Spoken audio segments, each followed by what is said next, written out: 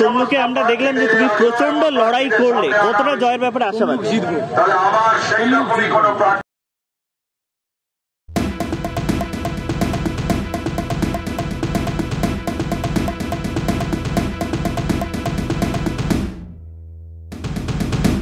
যত সময় এগোচ্ছে আমরা দেখছি যে সৃজনদার প্রচারকে কেন্দ্র করে বা সৃজনদার যে সমস্ত সবাই যে কর্মীরা কাজ করছে তাদের উপরে রাতের বেলা দিনের বেলা তৃণমূলের নানান দুষ্কৃতীরা এসে আক্রমণ করছে।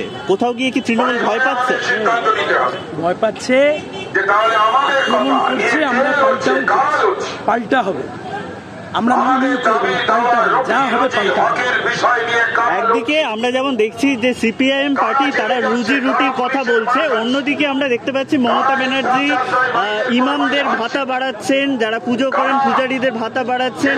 কোন দিকে যাচ্ছে সমাজ? ওই রাজনীতি তো আমরা ওই রাজনীতি চিরতরে শেষ হবে। রুটি রুজি, কর্মসংস্থান, শিক্ষা, স্বাস্থ্য, বাসস্থান, 100 দিনের কাজ, টাকা বাড়াও, তোমার জয়ের ব্যাপারে তমলুকে আমরা দেখলাম যে তুমি প্রচন্ড লড়াই করলে, কতটা জয়ের ব্যাপারে আশাবাদী? জিতবো। আপনারা দেখছেন আওয়াজ, রোজকারের হক কথা। For more updates about Awaaz, please subscribe our YouTube channel Rajshekhar thali.